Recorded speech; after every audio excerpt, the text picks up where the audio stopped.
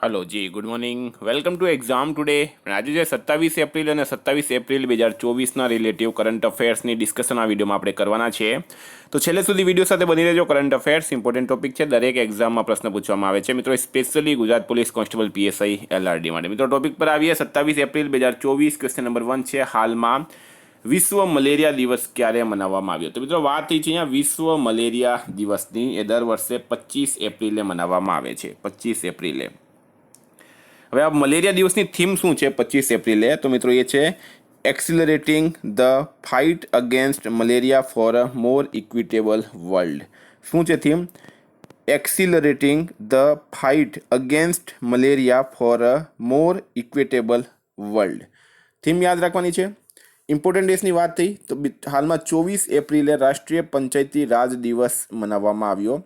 23 એપ્રિલે વિશ્વ બુક અને કોપીરાઇટ દિવસ મનાવાયો. 22 એપ્રિલે આંતરરાષ્ટ્રીય માતૃપૃથ્વી દિવસ મનાવાયો. 21 એપ્રિલે રાષ્ટ્રીય સિવિલ સેવા દિવસ. 20 એપ્રિલે રાષ્ટ્રીય હમશકલ દિવસ. 19 એપ્રિલે વિશ્વ લીવર દિવસ અને 18 એપ્રિલે વિશ્વ વિરાસત દિવસ. તમામ દિવસ ઇમ્પોર્ટન્ટ છે, યાદ રાખો.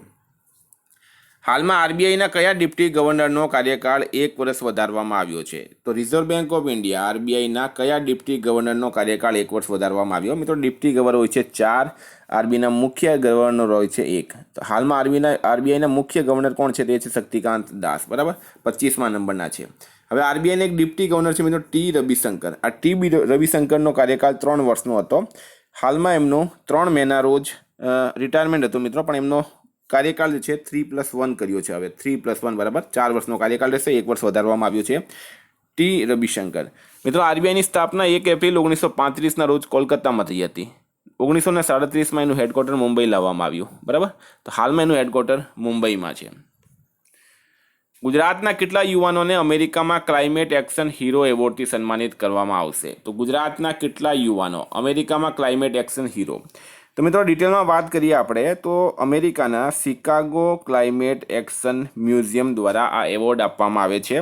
ગુજરાતના મહેસાણાના છે રાહુલ સોલંકી અને વિક્રમ પરમાર. આ બંનેને પર્યાવરણ ક્ષેત્રમાં એમણે જે કામ કર્યું છે, રાહુલ સોલંકી અને વિક્રમ પરમાર, એના માટે એમને આ એવોર્ડ આપવામાં આવ્યો છે. તો 2 યુવાન રાઈટ આન્સર છે મિત્રો, અહીંયા 2 કરી દેજો, બરાબર, 11 નહીં પણ 2 યુવાન, બરાબર, 2 યુવાન રાઈટ આન્સર થશે આમાં. હાલમાં કોને લતા દીનાનાથ મંગેશકર પુરસ્કારથી સન્માનિત કરાયા? તો લતા દીનાનાથ મંગેશકર પુરસ્કાર. મિત્રો અગાઉ અમિતાભ બચ્ચનને લતા દીનાનાથ મંગેશકર પુરસ્કાર આપવાની જાહેરાત થઈ હતી. હવે રણદીપ હુડ્ડાની જે પિક્ચર આવી છે મિત્રો સાવરકર, એના માટે એમને આ એવોર્ડ આપવામાં આવ્યું છે. તો હવે અમિતાભ બચ્ચન અને રણદીપ હુડ્ડા બંનેને લતા દીનાનાથ મંગેશકર પુરસ્કારથી સન્માનિત કરાયા છે. વિદ્યાર્થી મિત્રો ખૂબ જ મોટા ન્યૂઝ છે. Specially Gujarat police constable PSI LRD માટે 100 માર્કના પ્રશ્નપત્રો સાથે ગુજરાત ઇતિહાસ, ભૂગોળ, જિયોગ્રાફી, બંધારણ, રિઝનિંગ, મેથ્સ, સાયન્સ, પર્યાવરણ, જીકે, કરંટ અફેર્સ એવી ટોટલ સબ્જેક્ટની ટોપિક વાઇઝ ટેસ્ટ મિત્રો, બરાબર, 4 ઓપ્શન આપવામાં આવશે. સાથે ટાઈમ સાથે તમે આપી શકો અને 100 માર્કના પ્રશ્નપત્રો પણ 1 કલાકના ટાઈમ સાથે તમે આપી શકો, બરાબર. સબમિટ બટન કરી શકો, તમારો રિઝલ્ટ જોઈ શકો, બરાબર. છેલ્લે એનું સોલ્યુશન પણ જોઈ શકો. તો બધી જ જે સુવિધા છે મિત્રો આ એપ્લિકેશનમાં તમને મળશે. એક્ઝામ ટુડેની એપ્લિકેશન આવી ગઈ છે. એપ્લિકેશન માટેની લિંક ડિસ્ક્રિપ્શન બોક્સમાં આપેલી છે, ત્યાં જઈને તમે આ એપ્લિકેશન ડાઉનલોડ કરી શકો, અથવા તો એક્ઝામ ટુડે લખશો પ્લે સ્ટોરમાં, ત્યાં પણ જઈને તમે આ એપ્લિકેશનને ડાઉનલોડ કરી શકશો. મિત્રો અત્યાર સુધીમાં લગભગ 1000 જેટલા વિદ્યાર્થીઓએ આ એપ્લિકેશનનો ફાયદો ઉઠાવ્યો છે. માત્ર 5 જ દિવસમાં તમે પણ આજે જ ડાઉનલોડ કરો અને એનો ફાયદો ઉઠાવો. ગુજરાતમાં આ રીતની પહેલી સુવિધા છે. સમજમાં નહીં પડતી હોય તો આ નંબર પર તમે કોન્ટેક્ટ કરી શકો. હાલમાં ભારતીય વાયુસેનાએ બેલેસ્ટિક મિસાઇલ ક્રિસ્ટલ મેજ 2નું સફળ પરીક્ષણ ક્યાં કર્યું છે? તો ભારતીય વાયુસેના દ્વારા બેલેસ્ટિક મિસાઇલ છે મિત્રો ક્રિસ્ટલ મેજ 2, એનું સફળ પરીક્ષણ કરવામાં આવ્યું છે અંડમાન નિકોબાર ખાતે. અને આ મિસાઇલ જે મિત્રો ક્રિસ્ટલ જે છે એ ઇઝરાયલ દ્વારા વિકસિત કરવામાં આવી છે. આ પણ તમારે ખાસ યાદ રાખવાનું છે. અંડમાન નિકોબારનું પાટનગર છે પોર્ટ બ્લેર. હાલમાં દુનિયાનો સૌથી સસ્તો પાસપોર્ટ કયા દેશમાં બની રહ્યો છે? તો દુનિયાનો સૌથી સસ્તો પાસપોર્ટ બની રહ્યો છે મિત્રો યુએઈ દેશમાં, બરાબર. યુએઈ, યુનાઇટેડ અરબ એમિરેટ્સ, યુએઈનું પૂરું નામ છે. એનું પાટનગર છે મિત્રો અબુધાબી. કરન્સી છે દિરહામ, બરાબર. સલમાન બિન જાયદ અલ નાયાન જે છે એ યુએઈના કિંગ છે. સૌથી સસ્તા પાસપોર્ટનો મતલબ એ થાય કે વાર્ષિક મેન્ટેનન્સ એનો ઓછો આવે છે. આમાં ભારત જે છે મિત્રો એ બીજા નંબરે છે. હાલમાં કોણે સુરક્ષા પર આંતરરાષ્ટ્રીય સંમેલનમાં ભારતનું પ્રતિનિધિત્વ કર્યું? તો સુરક્ષા પર આંતરરાષ્ટ્રીય સંમેલનમાં ભારતનું પ્રતિનિધિત્વ કર્યું છે મિત્રો અજીત ડોભાલે. કોણે કર્યું છે? અજીત ડોભાલે કર્યું છે. અજીત ડોભાલે, બરાબર. સેન્ટ પીટર્સબર્ગ ખાતે આનું આયોજન કરવામાં આવ્યું છે, રશિયાના સેન્ટ પીટર્સબર્ગ ખાતે. અને આમાં અજીત ડોભાલ જે ભારતના હાલમાં નેશનલ સિક્યુરિટી એડવાઇઝર છે એમણે ભાગ લીધો છે.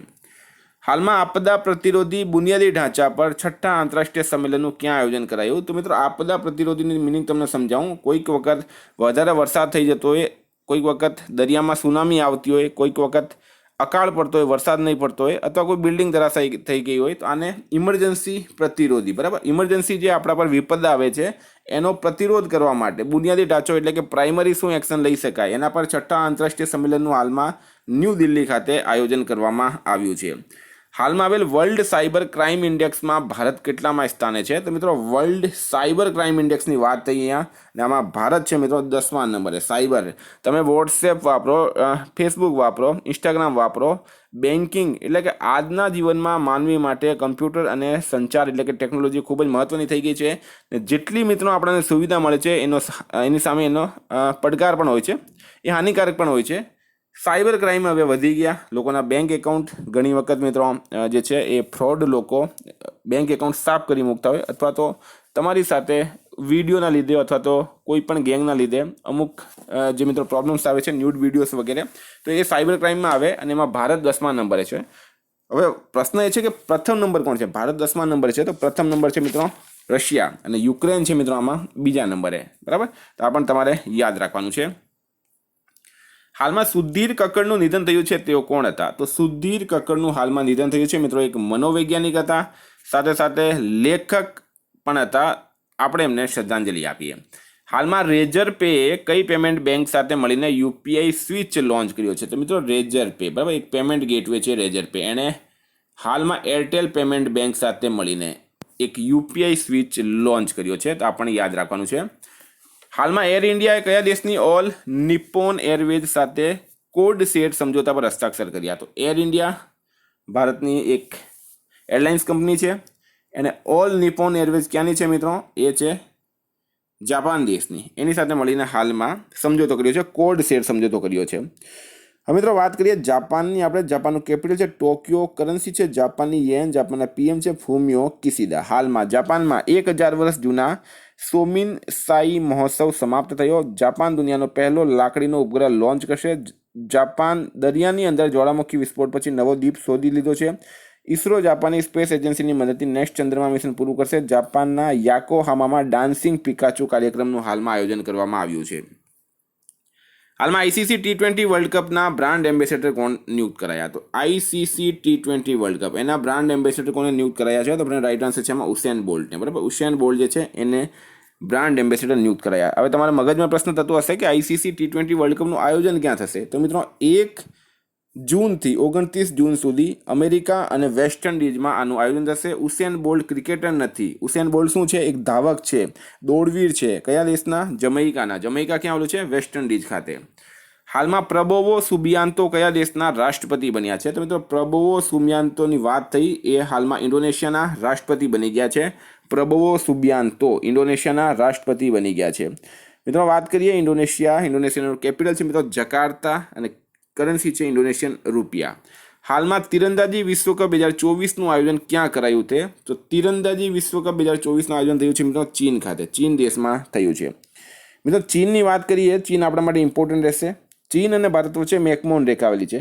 ચીનની બોર્ડર 14 દેશો સાથે લાગે છે. ચીનનું કેપિટલ છે બીજિંગ, રેનમિન્મી, અને પ્રેસિડેન્ટ છે મિત્રો શી જિનપિંગ. હાલમાં ચીને એક નવો ઉપગ્રહ આઇન્સ્ટીન પ્રોબ લોન્ચ કર્યો.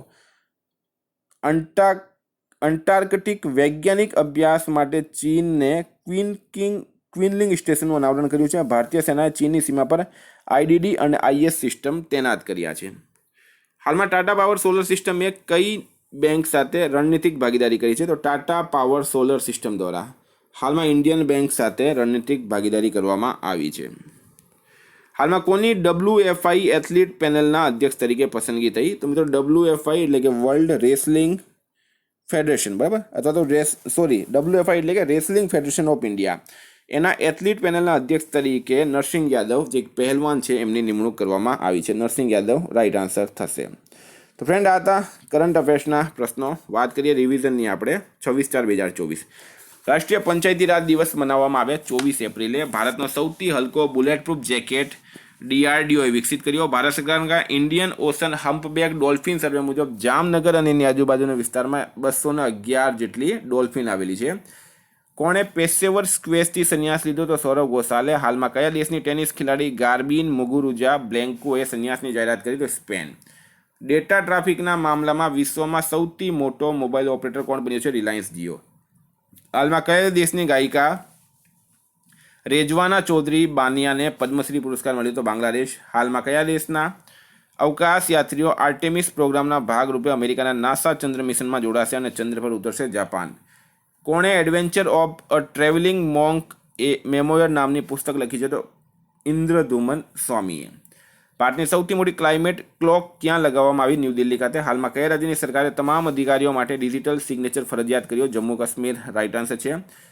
દુર્લભ તિતલી નેપ્ટિસ ફિલારા અરુણાચલ પ્રદેશમાં શોધવામાં આવી છે. બરાબર, અરુણાચલ પ્રદેશમાં. ક્યાં? ટેલવિલી વન્યજીવ અભયારણ્યમાં. આ યાદ રાખવાનું છે. હાલમાં કયા દેશે કર્નલ એડિસન નેપિયોને ભારતના પહેલા રક્ષા સલાહકાર નિયુક્ત કર્યા? તો પાપુઆ ન્યુગિની. મહાસાગર દશક સંમેલન 2024નું ક્યાં આયોજન કરાયું? સ્પેનમાં. કોને Laureus world sportsman of the year 2024 award અપાયો? નોવાક જોકોવિચને. હાલમાં ભારતની ટોપ મહિલા ટેબલ ટેનિસ ખેલાડી બની છે શ્રીજા અકુલા. વિદ્યાર્થી મિત્રો હતા રિવિઝનના પ્રશ્નો. ગઈકાલે તમને પ્રશ્ન પૂછાયો હાલમાં ક્યાં સૌથી મોટો મંદિર મહોત્સવ ત્રિશુર પૂરમ 2024 મનાવવામાં આવ્યો? તો રાઈટ આન્સર તો મિત્રો કેરળ ખાતે. આજનો પ્રશ્ન છે હાલમાં ન્યૂઝવીકે કોને ભારતનો સર્વશ્રેષ્ઠ પ્રાઇવેટ હોસ્પિટલ જાહેર કર્યો? મિત્રો આ પ્રશ્ન ખૂબ ઇમ્પોર્ટન્ટ રહેશે, એનો જવાબ આપજો, કારણ કે ન્યૂઝવીક જે છે મિત્રો હાલમાં ચર્ચામાં છે.